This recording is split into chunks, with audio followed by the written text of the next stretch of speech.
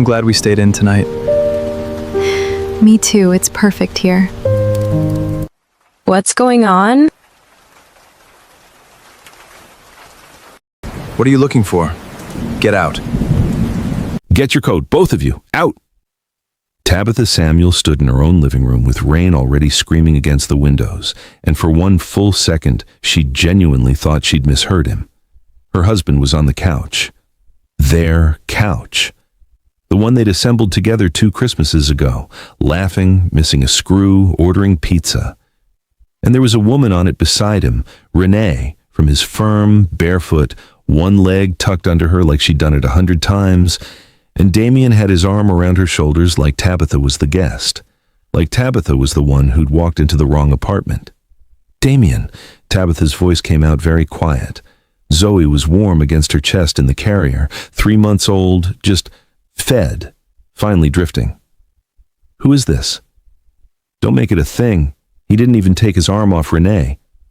You're never here anyway. You're at that office till midnight. You come home. The baby screams. You both look at me like I'm supposed to fix it. I'm done being the bad guy in my own house. This is my house too. It's in my name. He said it the way you'd point out the weather. Look, I can't do the crying anymore, Tabitha. Not hers. He nodded at the baby. Not yours. I just want quiet. Take it somewhere else. Zoe stirred, made the small hitching sound that comes right before a real cry.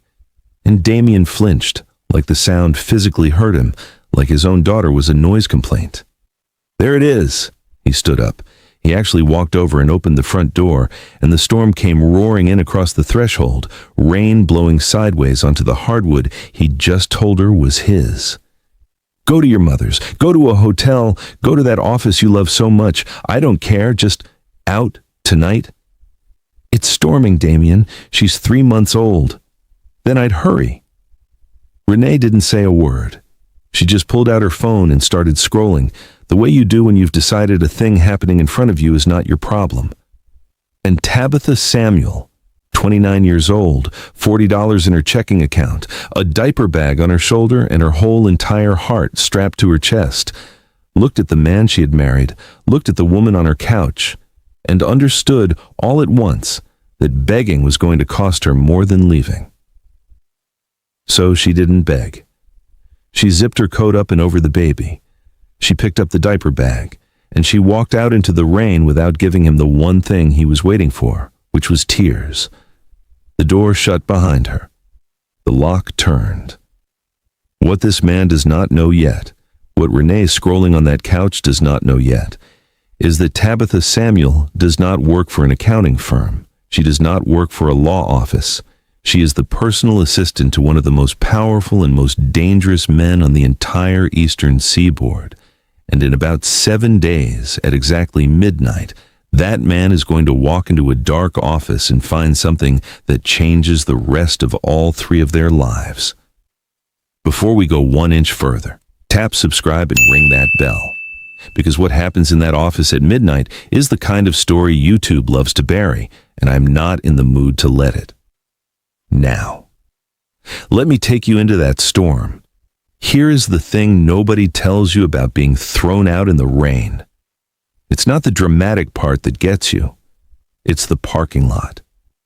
Tabitha sat in her 10-year-old Corolla in the visitor lot of her own apartment building with the engine running for the heat and the wipers going, and Zoe finally asleep against her chest.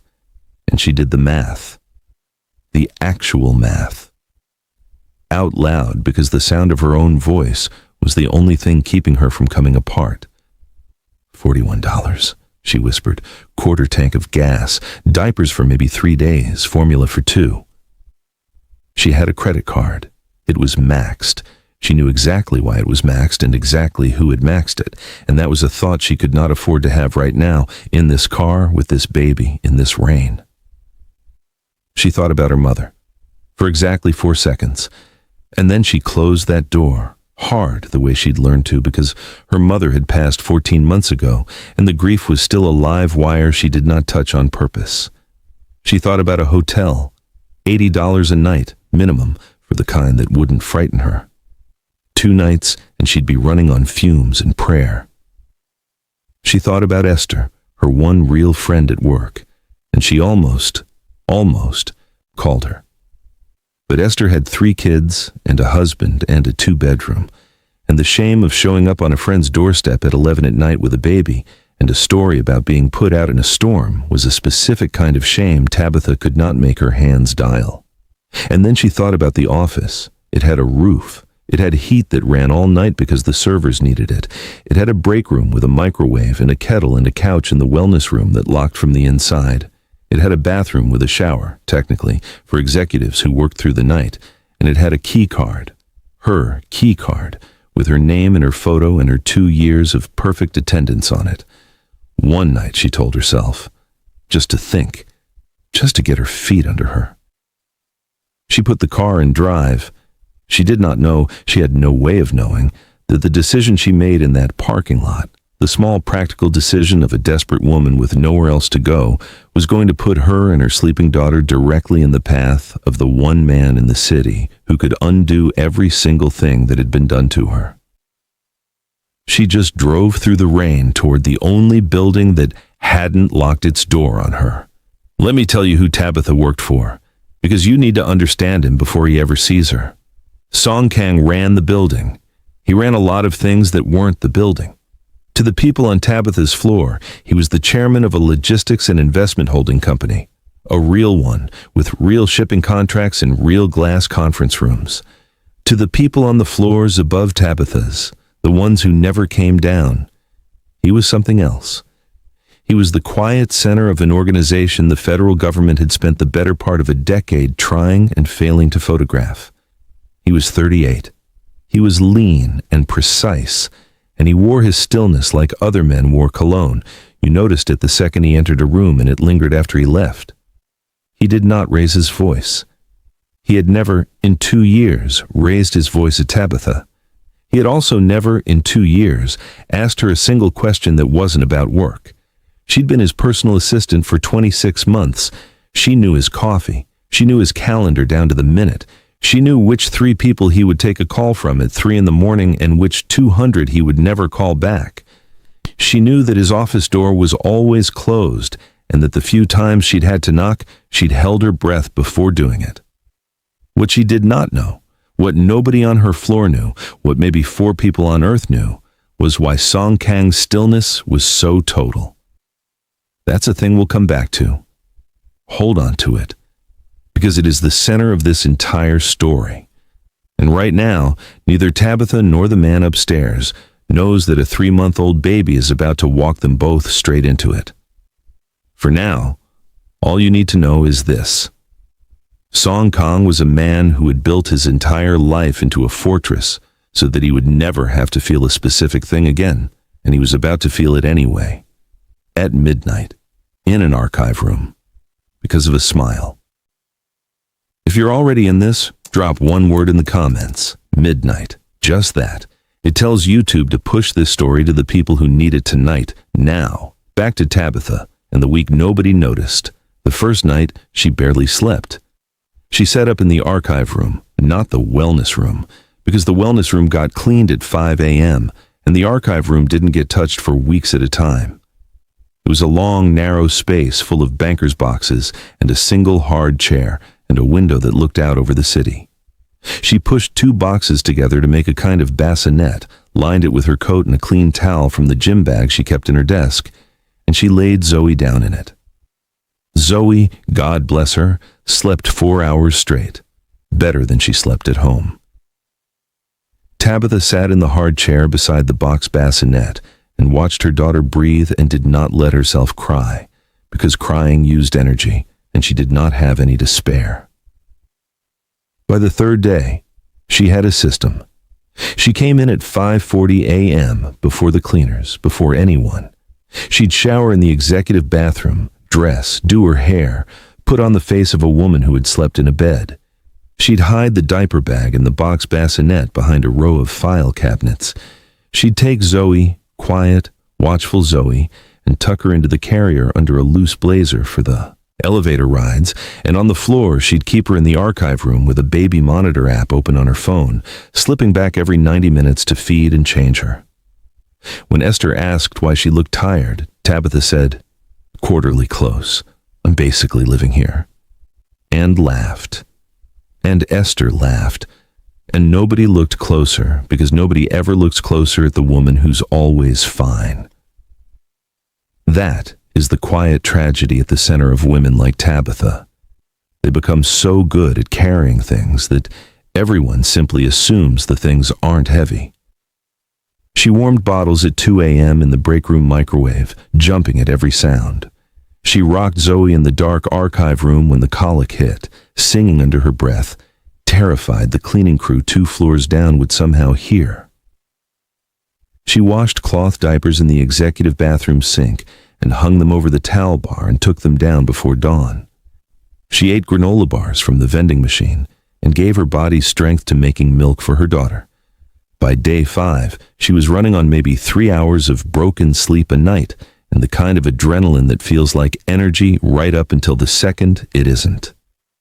By day 7, she was a woman held together with tape and prayer, sleeping sitting up in a hard chair with her baby on her chest because she'd stopped trusting the box bassinet because some animal part of her needed to feel Zoe breathing against her own ribs.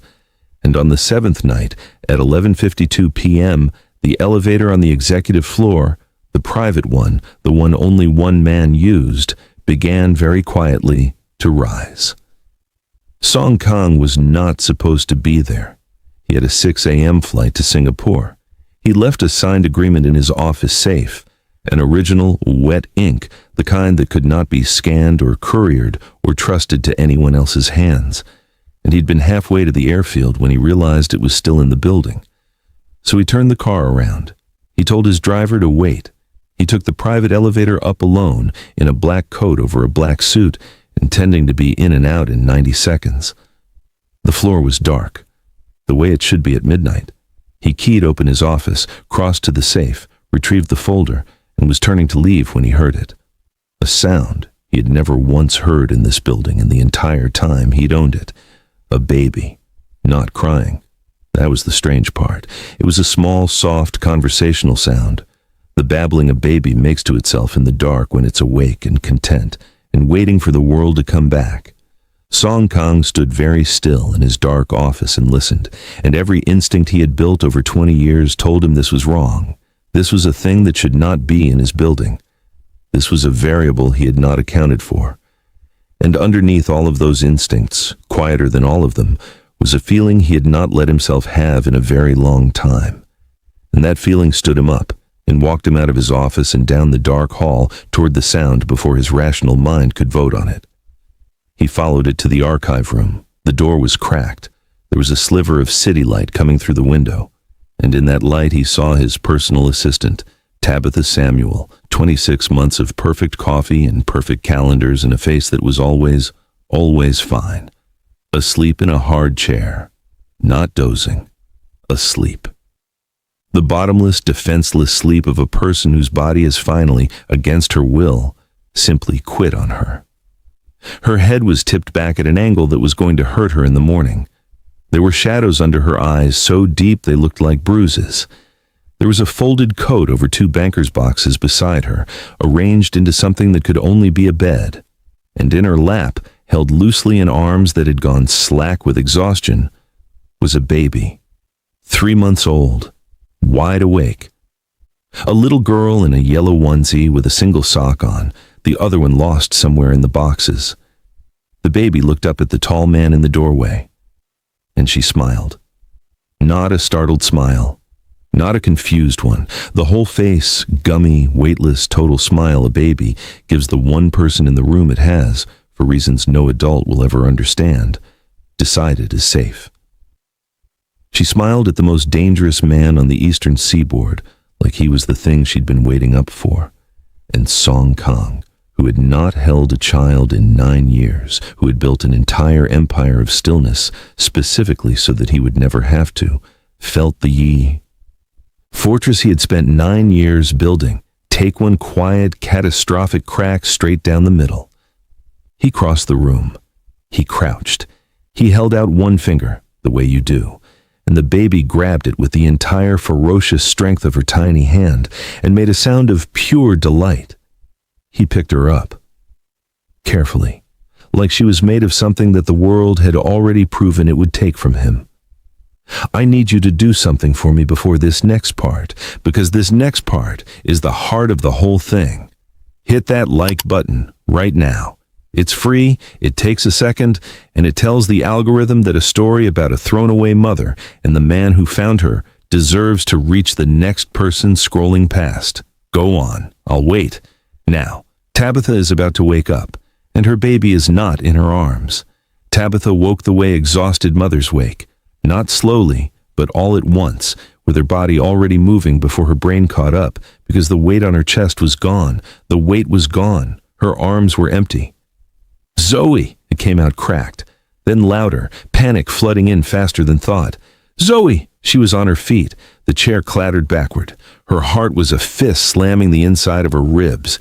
Every horror story, every nightmare, every cold statistic about babies and strangers in the dark. She was already half sprinting toward the door, toward the hall, toward... She rounded the corner, and she stopped. Because there, at the floor-to-ceiling window at the end of the dark hall, with the entire glittering city spread out behind him in the rain, stood Song Kang, her boss, the man she had feared quietly and constantly for 26 months. And he was holding her daughter. He had Zoe against his chest, one large hand cradling the back of her head with a gentleness Tabitha had never seen him show a human being, and he was swaying, barely, a slow rock she recognized in her own body, and he was murmuring something low in Korean. And Zoe was laughing, that bright, surprised, hiccuping baby laugh. At him, reaching up to pat his jaw with a starfish hand. Tabitha stood frozen in the dark hallway and looked at her daughter, safe, warm, laughing, held, and at the dangerous, unreadable man holding her like she was the only thing in the world worth being gentle for. And every single thing she had been holding for 7 days, the rain, the locked door, the couch, the woman on the couch, the $40, the box bassinet, the granola bars, the terror, the shame, her dead mother, the husband who flinched at his own child's cry, every single thing she had refused to feel because feeling it would have used energy she did not have. It all arrived at once, and Tabitha Samuel slid down the wall and broke. She didn't sob prettily. She came apart. 7 days and 3 years and 14 months of grief, all of it. The dam finally cracking because for the first time since the door locked behind her, someone else was holding the weight. Song Kang turned. He saw her on the floor. He did not look alarmed. He did not look uncomfortable. He simply crossed the hall, slowly, still holding Zoe, who was now watching her mother with the mild concern of a baby who isn't sure why the grown-ups are leaking. And he crouched down in front of Tabitha, balancing her daughter in one arm. He did not say, "Don't cry." He did not say, "It's okay." He did not ask what was wrong, because the boxes and the coat bed and the shadows under her eyes had already told him most of it. He asked one thing, quiet, even, no anger in it, but no softness either, just the flat steel of a man who needed a true answer. "How long have you been sleeping in my building?" Tabitha wiped her face with the heel of her hand. She was a terrible liar, even when she was rested, and she had not been rested in a week. 7 nights, she whispered. Song Kang was quiet for a moment. He looked down at the baby in his arm, who had grabbed his thumb again and was gnawing on it with great seriousness. "And the father?" The word father did something to Tabitha's face that she couldn't control. Song Kang watched it happen. He was a man who read faces for a living, and he read everything that crossed hers in that 1 second. The flinch, the shame, the rain. She tried to make her voice normal. It didn't work. "He asked us to leave. A week ago. There was someone there, and the baby cries, and he said he couldn't." She stopped, started again. "We're fine. I just need a few more days to get a deposit together, and we'll That ends tonight. She looked up at him. Mr. Song, I'm so sorry. I know this is completely inappropriate. I'll have my things out within the hour. I'll resign if you need me to. I never meant for it to... Tabitha. It was the first time in 26 months he had ever said her first name. It stopped her cold. You are not resigning. You are not leaving in the hour. You are going to give me your daughter's diaper bag and your car keys, and you're going to sit in that chair for 10 more minutes while I make 2 phone calls, and then you are never sleeping in a chair again. She stared at him. Why? She said. It wasn't ungrateful. It was the genuine bewilderment of a woman who had forgotten that help was a thing that existed. Why would you do that for me? Song Kang looked down at the baby in his arms. Zoe looked back up at him and smiled again, gummy and certain, and something moved behind his face. There and gone, a door opening 1 inch and closing. And when he answered, he did not answer her question. He answered a different one she hadn't asked. Because I know exactly what it costs, he said, to be too late. And then he stood and he made his 2 phone calls with her daughter still in his arms, in a language she didn't understand, in a voice she had never once heard him use. And within those 2 phone calls, the entire machinery of a very large and very quiet organization turned soundlessly in the direction of one thrown-away mother and her 3-month-old. By the time the sun came up, Tabitha had keys to an apartment, not a hotel room. An apartment. Furnished, warm, 2 bedrooms, in a doorman building 40 minutes from the office, with a crib already assembled in the smaller room, and a stocked refrigerator, and a brand new car seat sitting by the door. The lease was in her name. Her name. Tabitha Samuel, sole tenant. When she'd tried, voice shaking, to ask Song Kang what she owed, what the arrangement was, what he expected, because 3 years with Damien had taught her that nothing came free and everything had a price tag she'd find later. He had cut her off with 4 words. You owe me nothing. Mr. Song. Nothing. He'd looked at her, level. I want to be very precise about this because I think you have spent a long time being charged for things that should have been free. This apartment is not a loan. It is not a favor you will repay in loyalty or in hours or in anything else. It is a door that locks from the inside, which every person on earth is owed and which someone took from you. I am giving it back. That is all this is. And then, because he was who he was, he'd added, your work is your work. Be excellent at it because you are excellent, not because you are grateful.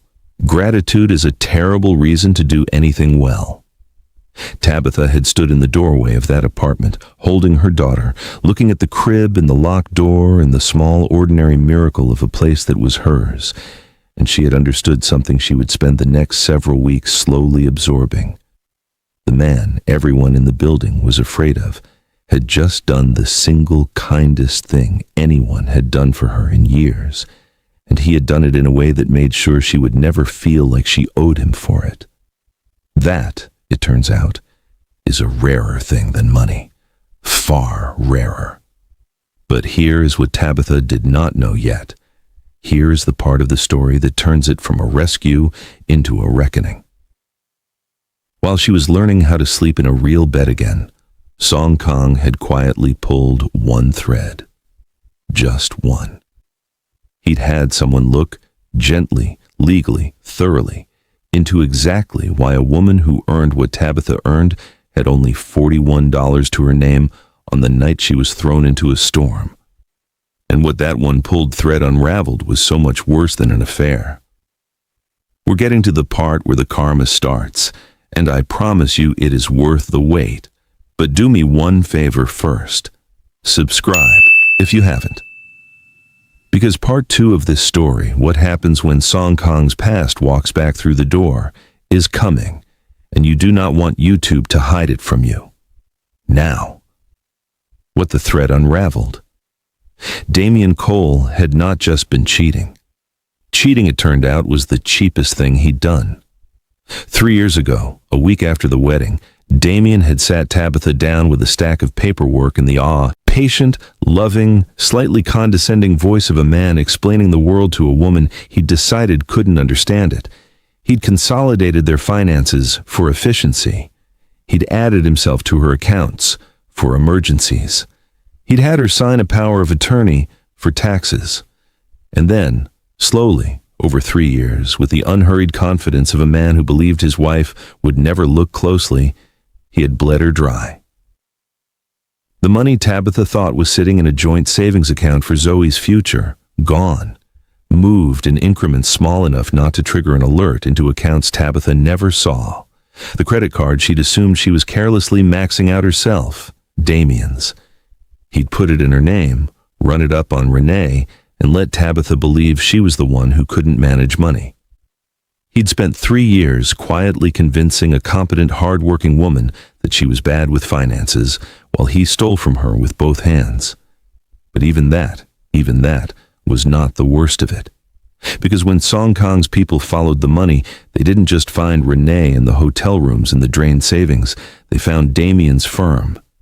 Damien was a financial advisor. He managed other people's money. And somewhere around 18 months ago, when his spending on Renee outpaced what he could steal from his own wife, Damien had started, carefully, he thought, cleverly, he thought, skimming from his clients, moving small amounts, covering them, robbing one account to feed another, the oldest and stupidest crime in finance, the one that always collapses. It hadn't collapsed yet, but it was a building with the foundation already dissolved. It just needed one good push. And Song Kang was a man who knew exactly where a building's foundation was. Then came the part that turned Song Kang's quiet, cold focus into something Tabitha would later describe as the most frightening thing she had ever witnessed, precisely because it never once raised its voice. Damien had filed for custody of Zoe, not visitation, full custody, a man who had flinched at his daughter's cry, a man who had put a 3-month-old out in a thunderstorm, a man who, when his assistant called him at the firm to discuss the baby's pediatric appointments, didn't even know which pediatrician. He didn't want Zoe. He wanted what Zoe came attached to. Because 14 months ago, when Tabitha's mother passed, she had left behind one thing of real value. A small house, paid off, in a part of Atlanta that had quietly become expensive. And in her will, a will Tabitha had been too deep in grief and new motherhood to fully read, Tabitha's mother had not left that house to Tabitha. She had left it in trust to her granddaughter, to Zoe, with the property to be managed by Zoe's legal guardian until she came of age. Damien had read that will very, very closely. He didn't want his daughter. He wanted to be the legal guardian of the assets she'd inherited. He had thrown the baby into the rain, and now he was going to court to own her. When Song Kang learned that last piece, sitting at his desk, reading the summary his attorney had prepared, Tabitha was not in the room. But Hai Jin, his head of security, was. And Hai Jin, who had worked beside Song Kang for 11 years and had seen him order terrible things in a voice like a calm lake, would say later that she had never seen him go as still as he went in that moment. He set the folder down. He aligned its edge with the edge of the desk, precisely, and he said, very quietly, in English, "Find out everything, the firm, the clients, the accounts, all of it, and do not move on any of it until I say." "And when you say?" Song Kang looked out the window at the city. "When I say," he said, "we are not going to hurt him. We are going to do something he will find much worse. We are going to make him legal, completely, transparently, devastatingly legal. We are going to hand a man who has spent his whole life slipping through paperwork to the one thing that does not slip, the law, with every door already locked behind him." It did not happen all at once. That's not how Song Kang worked. It happened the way a tide comes in, slowly, and then all at once, and then there is no beach left. It started on a Tuesday. Damien Cole arrived at his firm to find 2 compliance auditors and a man from the SEC waiting in the lobby. An anonymous, meticulously documented, utterly airtight whistleblower package had been delivered to the regulator's office. Every skimmed account, every covered transaction, every robbed Peter to pay Paul move he'd made in 18 months, laid out in an order so clean, it looked less like an accusation and more like a confession he'd helpfully prepared himself. By Wednesday, his clients were calling, then leaving, then calling lawyers. By Thursday, the firm had suspended him because a firm facing an SEC investigation cuts off the gangrenous limb fast. And Damien had always been the most expendable kind of employee, the kind who took credit and added no value. By Friday, the joint accounts he'd hidden Tabitha's money in were frozen under a forensic order, and a separate, very polite, very thorough filing had appeared in family court, submitted by Tabitha's new attorney, a sharp woman named Ms. Okafor, whom Tabitha had somehow been able to afford, laying out with documentation the full picture of Damien Cole, the financial abuse, the drained accounts, the credit fraud in his wife's name, the affair, and, attached as Exhibit F, a video file. Because here's the thing about throwing a woman and a newborn out into a storm at 11 at night. Storms make people turn on their porch lights, and porch lights have cameras now. A neighbor's doorbell camera across the street had captured the whole thing. Damien in the doorway, the rain, Tabitha walking out into it with the baby zipped under her coat, the door closing, the lock turning. You cannot, it turns out, ask a judge for custody of a child you have on video evicting into a thunderstorm. Damien's custody petition didn't just fail, it detonated. The judge, a 60-year-old woman who had seen every kind of man Damien was, read Exhibit F, looked at Damien over her glasses, and asked him a single question that Tabitha's attorney would quote to her, delighted, for weeks afterward. "Mr. Cole, was it raining hard that night, or just a little?" Damien did not have an answer. He lost everything. Not in a movie way, in a slow paperwork way, which is worse, because paperwork doesn't end. The custody bid, denied, with a restraining order attached. The firm, gone, with charges pending.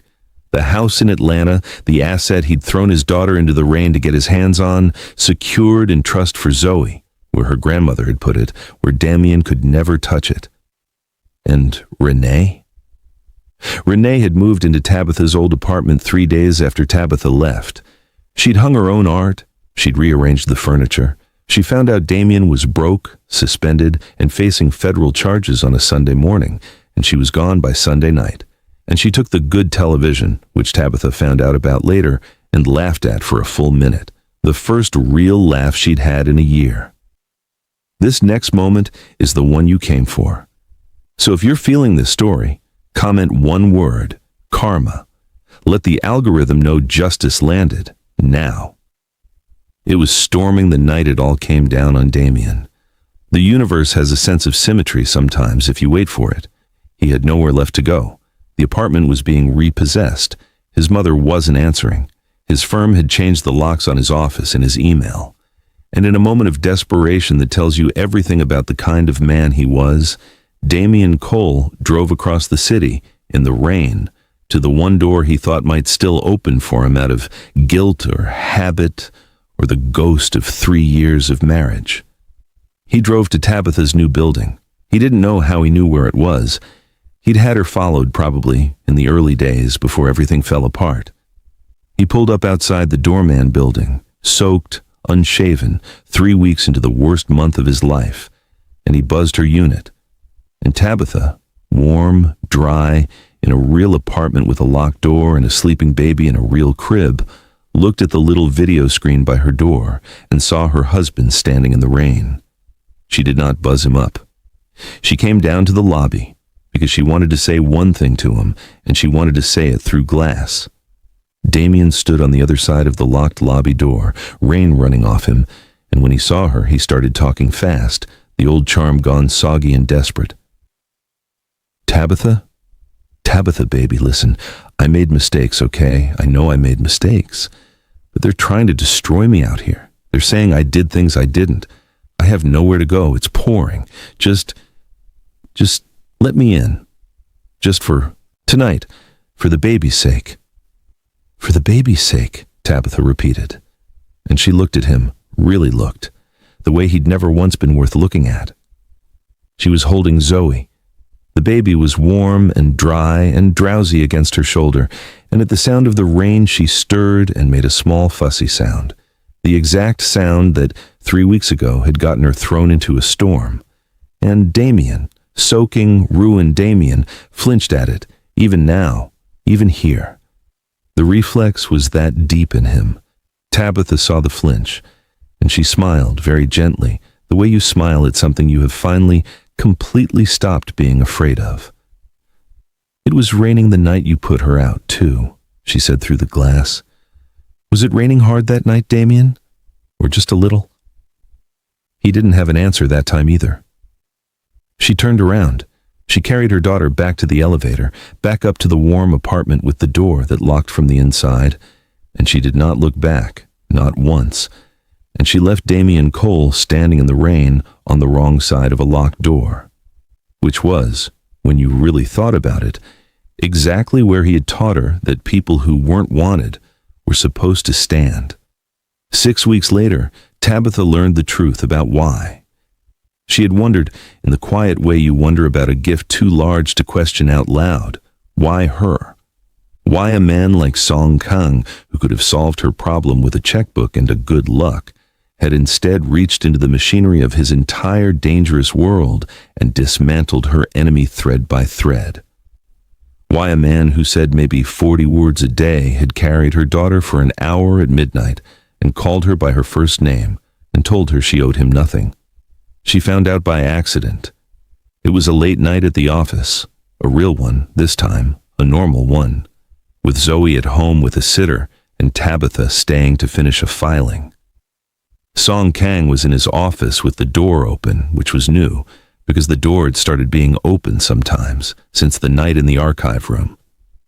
She came in with a document for his signature, and she saw on the credenza behind his desk a photograph she had never seen before. A woman, Korean, beautiful, laughing, and in her arms, a baby. A little girl, maybe a year old, in a yellow dress. Tabitha had been a personal assistant for 26 months. She knew better than to ask, but Song Kang saw her see it, and after a long moment, he did something he had never done in 2 years. He told her. "My wife," he said, "and my daughter. Her name was Sewell. It means, there's not a clean English word, something like the first warmth at the end of a winter." Tabitha did not breathe. 9 years ago, Song Kang said in the flat, careful voice of a man walking across a frozen lake he has walked across many times and still does not trust, I was younger than I am now, and more reckless. I had enemies, the way men in my position have enemies, and I believed, the way young men believe, that my enemies would observe the rules, that there were things that were not done. He paused. There was a car. It was meant for me. I was not in it. They were. The office was very quiet. The city hummed below. My daughter was 13 months old, he said. She had just started to laugh at things, real laughing, you understand, not reflex, choosing what was funny. She thought my face was funny. The corner of his mouth moved, barely. She was the only person who ever found my face funny. Tabitha's eyes were wet. She didn't try to hide it. I built everything after that, Song Kang said, gesturing slightly, at the office, the building, the empire none of them could see. To make certain I would never again love something the world could take from me. I made myself into a man who needed no one. It is a very effective strategy. It worked for 9 years. He looked at her. And then I came back for a file at midnight, and there was a baby in my building, awake in the dark, and she looked at me and she smiled. He stopped. Zoe smiled at me, Tabitha, the way Saul used to. And 9 years of very careful work came apart in about 4 seconds. Tabitha wiped her face. "Mr. Song, there is more," he said, "and you should hear all of it, because you have been lied to by enough men, and I am not going to be one of them, even by leaving things out." She waited. "I knew," he said. before that night. I knew something was wrong with you. What do you mean? I read people. It is most of what I actually do. He folded his hands. For weeks before that night, I had been watching you, not, he saw her flinch and corrected immediately, not in the way that word sounds. I had noticed things. You flinched when men raised their voices in meetings. You over-explained simple decisions the way people do when they have been punished for being wrong. In the summer, you wore long sleeves on a day it was 90 degrees, and you held your left arm a certain way, and I have seen enough in my life to know what that means. He paused. I suspected you were in trouble. I did not know what kind, and I did not feel I had the right to ask because you had not asked me. The file, Tabitha said slowly. At midnight. You forgot a file. Song Kang was silent. You didn't forget a file. No, he said. I did not. I had begun to suspect 3 days before that someone was staying in the building at night. Small things. A coffee cup rinsed and put away in a kitchen no one should have been in. The archive room door closed when the cleaners left it open. I suspected it was you. And I suspected, given everything else. Why? He met her eyes. I came back at midnight to confirm it, to see for myself, before I decided whether I had any right to do anything about it. I told myself, on the drive back, that if I was wrong, I would simply leave and never mention it. And if I was right, you'd help? I'd help. Tabitha sat down in the chair across from his desk, the same posture she'd had at midnight in the archive room 6 weeks and a whole lifetime ago. So you engineered it, she said. Not angry. Working it out. The finding us. You arranged to walk in on me. I arranged to confirm a thing I already feared. The walking in was not arranged. The baby smiling at me. His voice did something, just slightly, that was not arranged. That I could not have planned if I had tried for 100 years. That was hers. He looked at her, and for the first time in 26 months, the most dangerous man on the eastern seaboard let a woman see all the way to the bottom of him. I want to be honest about what I did, he said, because honesty is the only currency I have that has not been counterfeited at some point in this story. I watched you. I suspected your situation before you told me. I came back that night on purpose. Some people would call that a violation. They would not be entirely wrong. You had a right to your own privacy, and I took some of it. And I made a decision about your life before you invited me to. If that is a thing you cannot forgive, I will understand it, and the apartment will remain yours, and you will never owe me a word. The office was quiet for a long time. Then Tabitha said the thing that surprised them both. My mother used to say something, she said. She said the difference between a man who watches you and a man who sees you is what he does about it. She looked at the photograph on the credenza, at the laughing woman and the baby in the yellow dress. Damien watched me for 3 years. He saw a woman with a house in Atlanta and $41 and a baby he could trade for a deed. You watched me for 6 weeks. She swallowed. And you saw someone drowning, and you taught yourself how to want a family again just so you could throw me a rope without making me feel like I was sinking. She stood up. She crossed to his desk. She picked up the photograph of Sewell and her mother, gently, the way you pick up something that someone loves, and she looked at it for a long moment, and then she set it down again, an inch closer to the center of the desk, where it could be seen. You don't have to keep her in the corner, Tabitha said quietly. She can be where you can see her. Song Kang did not say anything. He didn't have to. His eyes did it for him. It did not become a fairy tale overnight, because the good ones never do. Tabitha kept her job because she was excellent at it, and because she refused, flatly, immovably, to let the help she'd been given turn into a debt she paid in deference. She and Song Kang argued about a quarterly report her second week back, and she won. And he looked at her afterward with something that might, on another man, have been the start of a smile. Zoe, for her part, had made her choice the first night and never reconsidered. She reached for Song Kang every single time she saw him. She fell asleep on his chest during a Sunday meeting he'd insisted on holding at Tabitha's apartment for efficiency, everyone in the room pretending not to notice that the most feared man on the coast had a sleeping infant drooling on a $4,000 lapel and would not, under any circumstances, move to disturb her. Tabitha watched a cold man learn to be gentle and slowly understood that he had not been cold. He had been frozen. There is a difference, and the difference is that frozen things can thaw. She fell in love the way you fall asleep, her mother used to say, slowly and then all at once. So did he. He had simply had a 9-year head start on being afraid of it. There was a night, months in, when a storm came through the city. Real thunder, the kind that rattles glass. And Tabitha woke at 2 a.m. the way mothers do and went to check on Zoe and found the crib empty and felt for one cold instant the old terror. And then she heard it. A low voice, murmuring in 2 languages, from the living room. Song Kang was at the window, holding Zoe, who had been frightened by the thunder and was now not frightened at all, because the safest person she knew was holding her up to watch the lightning like it was a show put on for her benefit.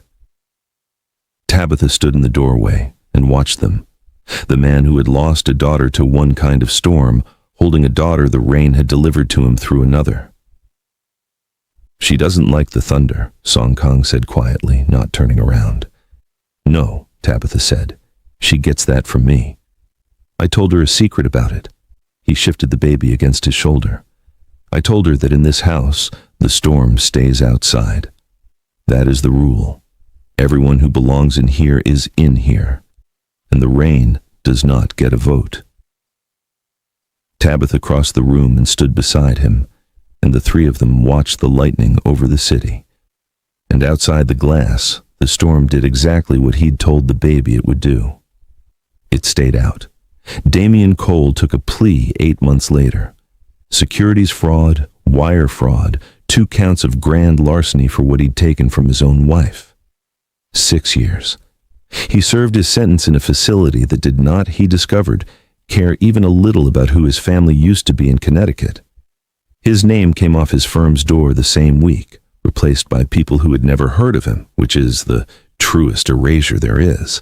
Renee was never charged with anything, because being a person who moves into another woman's apartment and steals her television is not technically a crime. She is, last anyone heard, dating a man who reminds everyone who meets him of an earlier, less convicted Damien. Some people walk straight back into the same fire. You can't save them. You shouldn't try. The house in Atlanta sits in trust, waiting for Zoe, who will be told someday that her grandmother loved her before she ever met her, and protected her from a man's greed before she could even hold up her own head. And Tabitha Samuel, thrown out in a storm with $41 and a baby and no one to call, does not work as anyone's personal assistant anymore. She runs the philanthropic foundation that Song Kang very quietly established and put her in charge of. A foundation that finds women sleeping in cars and offices in the wrong side of locked doors and gets them, with no strings and no debt, the one thing every person on earth is owed: a door that locks from the inside. If you made it all the way here, you are exactly my kind of person, and I mean that. Tabitha's story is not over, because Song Kang's enemies, the ones who put his first family in that car 9 years ago, are not all dead. And one of them just found out that the most careful man on the eastern seaboard suddenly has something to lose again. A woman, a baby, a door. Part 2 is coming. Subscribe so it finds you. Ring the bell so YouTube can't bury it. And tell me one thing in the comments. When that baby smiled at Song Kang in the dark, did you already know? Did you feel it coming? Or did it get you the same way it got him? Be honest. I read every single one. I'll see you in the next one.